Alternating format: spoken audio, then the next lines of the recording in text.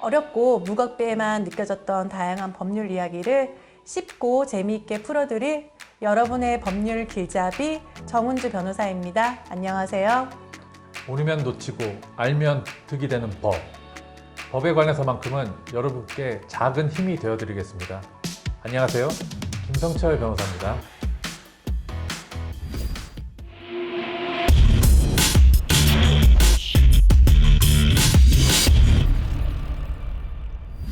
오늘은 가족법 분야에서도 최근 이슈로 떠오르고 있는 주제를 가지고 왔습니다. 저는 오늘의 주제에 대해서 이렇게 제목을 붙여보고 싶네요. 유류분, 그것이 알고 싶다.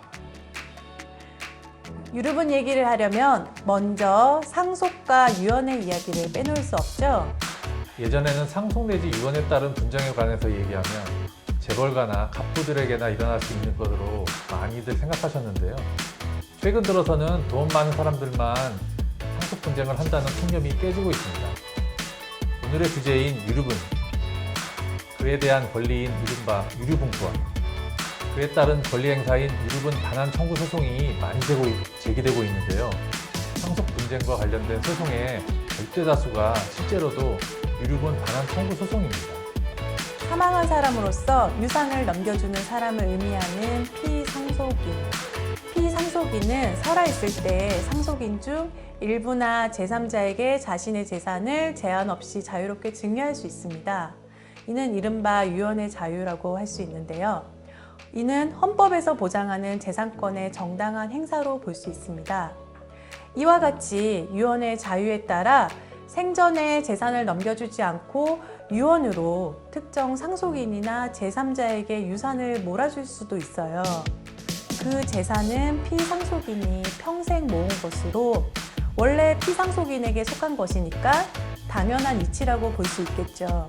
피상속인이 자녀, 즉 공동상속인 중에서 한 명에게 만약에 재산을 몰아준다 라는 내용으로 유언장을 작성하여도 상속에서 배제된 다른 자녀들은 여전히 유류분을 청구할 수 있는 것인가요?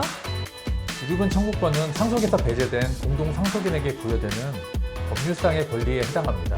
이때 부모가 토지나 집 같은 재산을 특정 자녀에게만 준다고 유언장을 남겼는지 여부와 상관없이 인정됩니다. 그렇게 되면 피상속인 또는 유언자의 유언의 자유를 침해하는 것 아닌가요? 예, 맞습니다. 유류분 제도 반대로자들이 유류분 제도로 인한 부모의 재산 처분의 자유가 침해된다고 주장합니다. 생전에 부모가 형성하고 보존한 재산에 대해서 전혀 기여한 바가 없는 자녀들에게도 무조건 상속이 이루어지도록 한 유류분 제도에 합리적인 이유가 없다고 생각하는 사람들이 많을 것입니다. 이에 대해 법조계에서는 유류분 제도가 피상속인의 자유를 지나치게 침해하는 위헌적인 제도라는 비판의 목소리가 나오고 있는 것도 사실입니다. 그러고 보니 작년 2020년이었죠. 외국에서 이민 중이던 며느리와 자녀들이 상속에서 완전히 배제되었다면서 한국 가족을 상대로 낸 유류분 반환 청구 소송 진행 중에 해당 재판부 재판장님께서 지난 28일 최근에 헌법재판소에 유류분 관련 조항이 민법 1112조와 1114조의 위헌 여부를 판단해 달라며 직권으로 위헌 법률 심판을 제청하였다는 이야기를 들었습니다. 맞습니다. 재판장도 얼마나 유류분 제도가 불합리하다고 생각했으면 직권으로 위헌 법률 심판을 제청하였을까 합니다. 재판장은 재산 형성 과정에서 기여한 바도 없고 불효나 불화 등으로 관계가 악화된 자녀들에게 재산이 무조건 귀속되도록 강제한 현행 법률에 합리적 이유가 찾기 어렵다라고 하면서요. 유류분 제도가 피상속인의 재산 처분의 자유를 심각하게 침해한다고 위헌 제청 결정문에 쓰셨다고 들었습니다. 그러면 헌법재판소에서 지금 현재 유류분이 위헌이라고 결정이 내려졌나요? 아직은 심리 중에 있고요. 조만간에 결정이 내려질 것으로 예상됩니다. 다만 법조계에선 유류분 제도의 전부 위헌 가능성은 높지 않다라고 보는 시각이 지배적입니다. 지난 2010년에 헌법재판소가 유류분 제도는 피상속인의 재산 처분의 자유를 보장하면서도 유족들의 생존권을 보호한다는 측면에서 합헌 결정을 내린 바가 있습니다. 그 이후 10년 동안 유류분 제도에 대한 사회적 인식의 변화가 있을 수는 있겠지만 아직은 폐지가 되기에는 이르다라고 보는 시각이 많이 있습니다. 민법 개정안에 있는 형제 자매의 유류분이 제외된다는 것이 잘 와닿지 않는데 구체적으로 어떤 것인지 설명 부탁드립니다. 그러니까 자, 우리 민법에서는 상속 순위를 정하고 있어요. 배우자, 직계 비속, 그러니까 자녀, 직계 존속 부모, 그 다음 형제 자매 이렇게요. 그러면 예전 같으면 누군가가 사망했을 때 배우자도 없고 자녀도 없고 그리고 부모도 없다. 그럼 그 다음 순위로 형제 자매로 넘어가게 되는 것이거든요. 그럼 극단적으로 수십 년 동안 연락도 안 하고 원수처럼 지내던 형제 자매가 상속 재산 전부를 단독 상속받을 수 있는 상황이 올 수 있어요.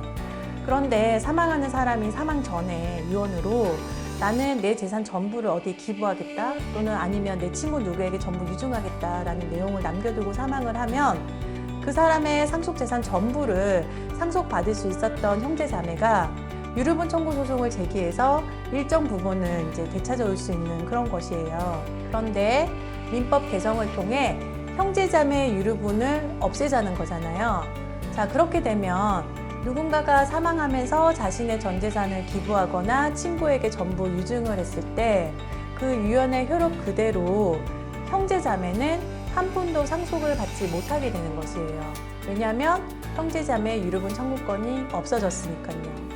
자, 그런데 민법이 개정이 되더라도 배우자하고 자녀하고 부모에 대해서는 유류분을 그대로 보장해주고 있기 때문에 누군가가 사망해서 전 재산을 다른 사람에게 넘겼다라고 했을 때는 당연히 배우자, 자녀, 부모는 여전히 유류분 청구권을 행사할 수 있습니다. 변호사님, 유류분 청구권은 소멸시효가 있나요? 예, 있습니다. 법에서는 유류분 반환 청구권의 경우 유류분 침해 사실을 안 날로부터 1년, 상속이 개시된 날로부터 10년이 경과되면 소멸시효가 완성되어 행사가 불가능하다고 규정하고 있습니다. 보통 유류분 침해 사실을 알게 되는 것이 상속 재산을 정리하면서 알게 되는 것인데요. 그 시점부터 잘 파악하셔서 그때부터 1년 이내에 소송을 제기하셔야 합니다. 만약 법정 상속인이 사망하시는 분과 연락을 끊고 지냈거나 사망 사실을 모르고 지냈다면 나중에라도 상속이 개시된 날인 사망하는 날 기준으로 10년이 경과되기 이전에는 소송을 제기해야 합니다. 10년까지는 그 기회를 보장해 준다는 얘기죠. 보통 이러한 경우는 별로 없고요. 유류분 침해 사실을 안 날로부터 1년 이내에 소송을 제기해야 하는 경우가 대부분이니 이러한 점을 잘 챙겨보시고 최대한 빨리 소송을 제기할 수 있도록 해야 한다는 점을 유념하시기 바랍니다.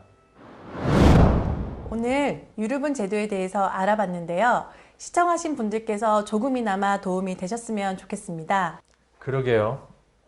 혹시나 더 궁금한 사항이 있으시면 언제든지 댓글로 남겨주시기 바랍니다. 다음 시간에는 더 유용한 내용으로 찾아뵙겠습니다. 감사합니다.